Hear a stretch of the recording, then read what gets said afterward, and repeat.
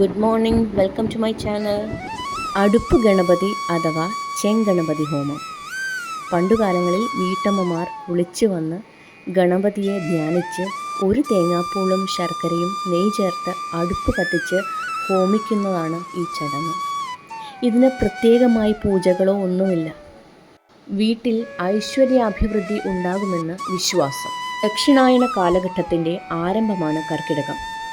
കർക്കിടകത്തിലെ ഇടമുറിയാത്ത മഴയായതിനാൽ സൂര്യകിരണങ്ങൾക്ക് ശക്തി കുറയുകയും രോഗാണുക്കൾ പെരുകി രോഗസാധ്യത വർദ്ധിക്കുകയും ചെയ്യും. കർക്കിടകം കഴിഞ്ഞാൽ ദുർഘടം കഴിഞ്ഞു എന്നൊരു ചൊല്ലുമുണ്ടല്ലോ. വീടുകളിൽ പണ്ട് ഗണപതി ഹോമവും ഭഗവതി സേവയും പതിവാണ്. എന്നാൽ ഇന്നത് ചുരുക്കം വീടുകളിൽ മാത്രമേ ഉണ്ടാകാറുള്ളൂ. ചിലർ ക്ഷേത്രങ്ങളിൽ ഗണപതി ഹോമവും ഭഗവതി സേവയും നടത്തുന്നതും പതിവാണ്. എന്നിരുന്നാലും വളരെ ലളിതമായി വീട്ടമ്മമാർക്ക് തന്നെ ചെയ്യാവുന്ന ഒന്നാണ് അടുപ്പ് ഗണപതി അഥവാ ചെങ്കണപതി ഹോമം. കർക്കിടകം കൂടാതെ തുലാമാസത്തിലെ തിരുവോണം ഗണപതിയും ചിങ്ങമാസത്തിലെ വിനായക ചതുർത്ഥിയും മീനമാസത്തിലെ പൂരം ഗണപതിയും പ്രാധാന്യമുള്ള ദിവസങ്ങളാണ്. കൂടാതെ 38 വെള്ളിയാഴ്ചകളും വിഘ്നേശ്വര പ്രീതികരമാകുന്നു. ആധുനിക കാലഘട്ടത്തിൽ എന്നും ചെയ്യാൻ സമയം ലഭിക്കുകയില്ല. അതുപോലെ തന്നെ അടുപ്പ് പല ഗൃഹങ്ങളിലും ഇപ്പോൾ ഇല്ല. എന്നിരുന്നാലും ഇഷ്ടിക കൂട്ടി ഒരടുപ്പ് ഉണ്ടാക്കി നല്ല വൃത്തിയുള്ള സ്ഥലത്ത് ഇത് ചെയ്യാവുന്നതാണ്.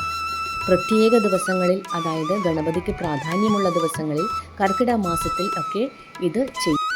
കൂടാതെ എല്ലാ മാസങ്ങളിലും വരുന്ന ചതുർത്ഥി ദിവസങ്ങളിലും ഇത് ചെയ്യാവുന്നതാണ്.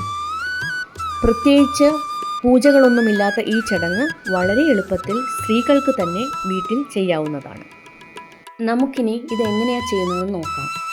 ഒരു വൃത്തിയായ അടുപ്പിൽ, നല്ലപോലെ വൃത്തിയാക്കിയ അടുപ്പിൽ, ഉപയോഗിച്ചുകൊണ്ടിരുന്ന അടുപ്പാണെങ്കിൽ നന്നായിട്ട് വൃത്തിയാക്കണം. ഞാനിപ്പോൾ ഇത് പൊങ്കാലയ്ക്കൊക്കെ എടുക്കുന്ന അടുപ്പാണ്. അപ്പോൾ ഞാൻ ഒന്ന് ടെറാക്കോട്ട പെയിൻ്റൊക്കെ അടിച്ചെടുത്തിട്ടുണ്ട്. എന്നിട്ട് അതിന് തൊട്ടടുത്ത് വലതുവശത്തായിട്ട് ഒരു വിളക്ക് തെളിയിച്ചു. ഞാൻ കിഴക്കോട്ടും പടിഞ്ഞാറോട്ടുമാണ് തെളിയിച്ചത്. അതിനുശേഷം അടുപ്പ് ഒന്ന് തളിച്ചെടുത്തതിന് ശേഷം, നമ്മൾ വൃത്തിയാക്കിയ അടുപ്പാണെങ്കിൽ ഒന്ന് തളിച്ചെടുക്കുക. അതിനുശേഷം ഞാൻ ചന്ദനം കൊണ്ട് കുറി തൊടിയിച്ചു. അതിനുശേഷം വിളക്കിൽ നിന്ന് അടുപ്പ് കത്തിക്കുകയാണ് ചെയ്തത്. അതിന് കർപ്പൂരമാണ് ഉപയോഗിച്ചിരിക്കുന്നത്. അല്ലെങ്കിൽ കത്തുന്ന തിരി ഉപയോഗിച്ചാലും കുഴപ്പമില്ല. ചിരട്ട, കൊതുമ്പ്, ചകിരി, പ്ലാവിൻ്റെ തടി അല്ലെങ്കിൽ അതുപോലെയുള്ള വിറകുകൾ ഉപയോഗിച്ച് നമുക്കിത് കത്തിക്കാം. മാവിൻ്റെ തടിയും കുഴപ്പമില്ല. അതിനുശേഷം നമ്മൾ ഹോമിക്കാനുള്ള വസ്തുക്കൾ എടുക്കുകയാണ്.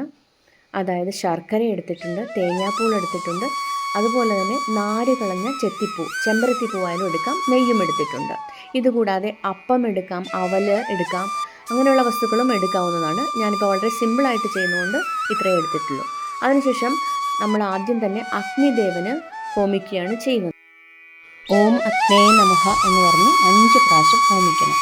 ഓം അഗ്നേ നമഃ, ഓം അഗ്നേ നമഃ, ഓം അഗ്നേ നമഃ, ഓം അഗ്നേ നമഃ, ഓം അഗ്നേ നമഃ എന്ന് പറഞ്ഞാണ് ഞാൻ ഹോമിച്ചിരിക്കുന്നത്. ഇതിനുശേഷം നമ്മൾ ബാക്കി വച്ചിരിക്കുന്ന, അതായത് പൂവ്, ശർക്കര, തേങ്ങാപ്പൂള്, ഇതിൽ നമ്മൾ നെയ്യ് ഉപസ്തരിക്കണം. നെയ്യ് ഉപസ്തരിച്ചതിന് ശേഷം 3 പ്രാവശ്യമായിട്ട് കൈകൂപ്പ് കൈകളോടുകൂടി ഇതെടുത്ത് നമ്മൾ ഗണപതി ഭഗവാനെ പ്രാർത്ഥിച്ച് ഹോമിക്കുകയാണ് വേണ്ടത്.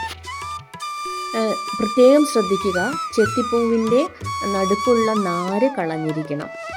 ചെമ്പരത്തിപ്പൂ എടുത്താലും മതി. ഇത് രണ്ടുമാണ് പൊതുവെ ഉപയോഗിക്കുന്നത്.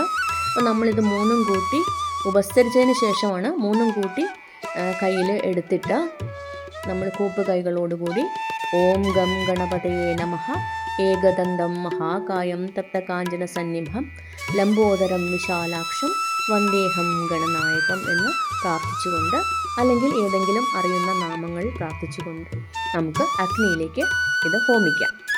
ഇങ്ങനെ നമ്മൾ 3 തവണ ഹോമിക്കുന്നു.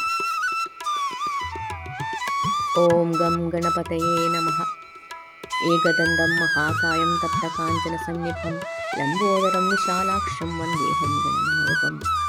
ഓം ഗം ഗണപതയേ നമഃ, ഓം ഗം ഗണപതയേ നമഃ, ഓം ഗം ഗണപതയേ നമഃ, ഓം ഗം ഗണപതയേ നമഃ, ഏകദന്തം മഹാകായം തപ്തകാഞ്ചനസന്നിഭം ലംബോദരം വിശാലാക്ഷം വന്ദേഹം ഗണനായകം. ഓം ഗം ഗണപതേ നമഃ. ഓം ഗം ഗണപതേ നമഃ. ഓം ഗം ഗണപതേ നമഃ. ഇതിനുശേഷം 12 ഏത്തമിട്ട് നമസ്കരിക്കുകയും വേണം. അതിനുശേഷം നമുക്ക് അവിടെ ഇരുന്ന് പ്രാർത്ഥിക്കാം. ഇത് ഒന്ന് കെട്ടടങ്ങുന്നത് വരെ നമുക്ക് പ്രാർത്ഥിക്കാം. ഈ 3 കൂട്ടങ്ങൾ മാത്രമല്ല, അപ്പം, അവൽ, അട, അതുപോലെ മുക്കുറ്റി, ഇതൊക്കെ ഇതിൽ ഹോമിക്കാം. നമുക്ക് ലഭ്യമായ വസ്തുക്കൾ വെച്ച് ഇതെല്ലാം ചെയ്യാവുന്നതാണ്. എല്ലാവർക്കും ഐശ്വര്യ അഭിവൃദ്ധി ഉണ്ടാകട്ടെ എന്ന് പ്രാർത്ഥിച്ചുകൊണ്ട് ഓം ഗം ഗണപതയേ നമഃ. ലോകാ സമസ്ത സുഖിനോ ഭവന്തു.